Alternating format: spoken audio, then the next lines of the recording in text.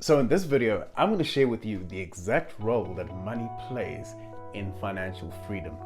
This will teach you not only to chase financial freedom more efficiently, but to actually derive true freedom, true fulfillment from financial freedom once you've achieved it.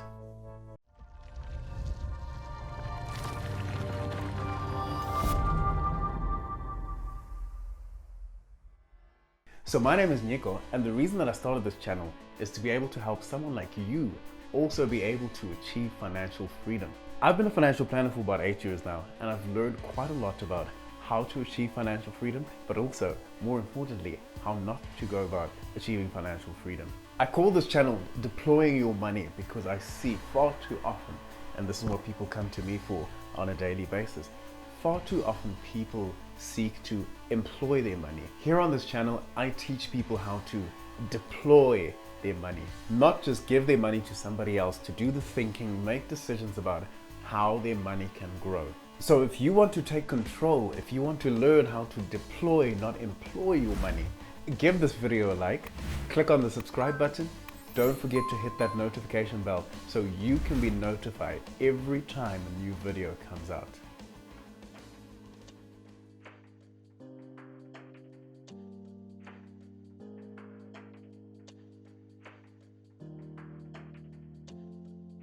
Hello and welcome to the third installment of my Achieve True Financial Freedom series. If you've been following along on this series, welcome back.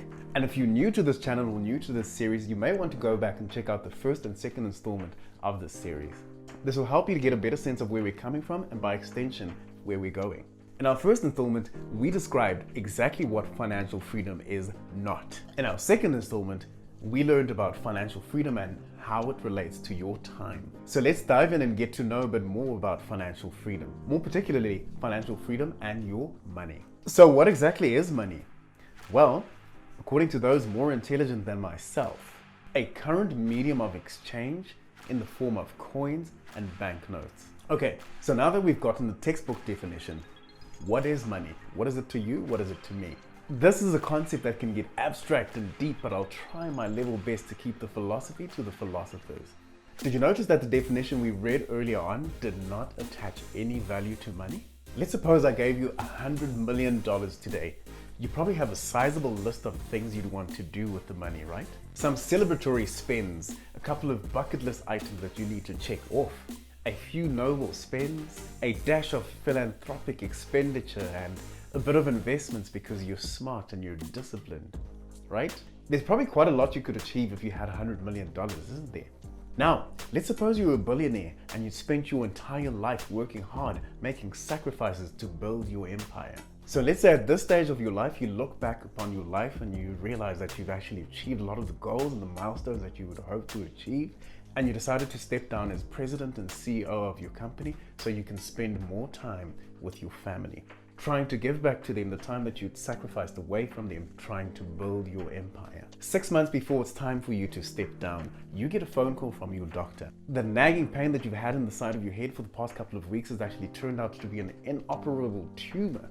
And your doctor, a world-renowned neurosurgeon, has told you that you have about 4 weeks to live.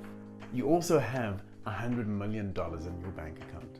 Would the prospect of owning all this money excite you any more in one scenario than it would the other? This is because money is only useful to the extent that it can actually change your life in a meaningful way. Money is a medium of exchange. So why do we need money? Well, the reason for this is really simple, but yet bears a profundity that perhaps could easily be missed. I will insert my own quote here. We all need money because we all need one another. Money is a medium of exchange. If we had no need of one another, we would have no need for money. Maybe there's a little bit of socialist in me, or maybe it's just undeniably true. This, at least in my case, paints a view of the world and money that is quite humbling. The tech billionaire still needs toilet paper in their house. The real estate mogul still needs to put fuel in their cars. The financial market's rainmaker still needs access to medical care. You need a place to stay and food to eat, even when you're on your dream holiday. The conclusion of the matter is undeniable. We will always need one another as individuals, as families, as communities, as societies, as countries, even as continents. And for as long as this is the case, agnostic of whether our determinations for our money are modest or vainglorious, we will always need money. And even when money is gone, we will need one another.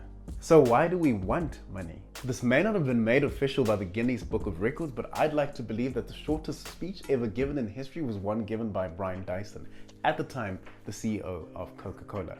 His entire speech was simply, value has a value only if it is valued.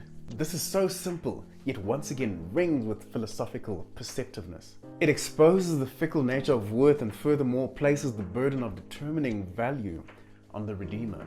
This concept is pregnant with meaning on several levels, but I will resist my urge to wax philosophical and try to keep this short. The latest luxury sports car from a German manufacturer can sell for an obscene amount of money. Why? The answer to this question is quite simple.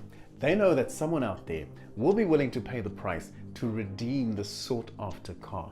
You may probably also be able to attest to the fact that somewhere in the same world, someone will look at the very same car and not be able to fathom how someone in their right mind could pay such an obscene amount of money for what is essentially pieces of metal, a bit of rubber, a bit of wiring, and a bit of leather.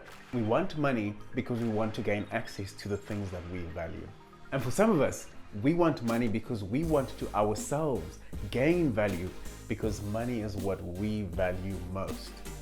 So what should our relationship with money be? As discussed, we all need people in our lives, but we also need a medium, a means of exchange through which we can exchange value with all these people that we need in our lives.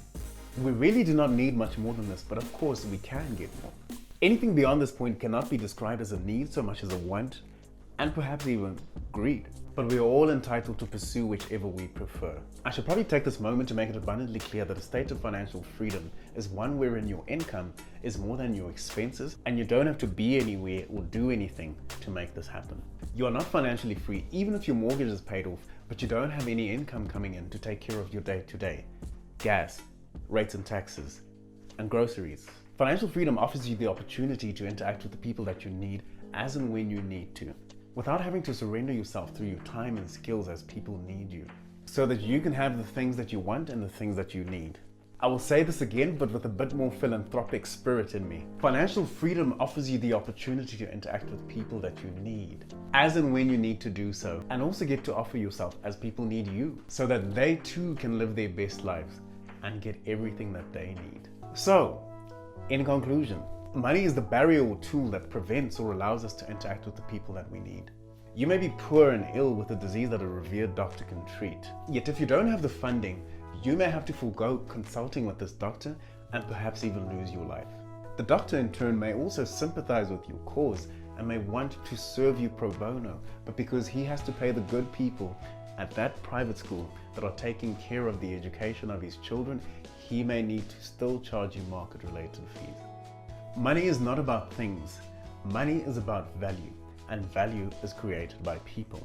The fancy mansion, the flashy sports car, the latest gadget, almost all have their origins either under the ground or on the ground. It is people who take these raw materials and turn them into usable items that we can place value on and perhaps even appreciate. Money connects you to the doctor that you so badly need to save your life. Money connects the doctor to his patients so that he may be able to create the life that he wants to create for his family. It connects the doctor to the teachers at that posh school that can give his children the education he thinks they need and deserve. Money gives us access to value. People create value. Money connects people. We need money. We need one another. Thank you for taking some time out and watching this video. Did you find it helpful? Did any of this make sense? If so, please let me know in the comments.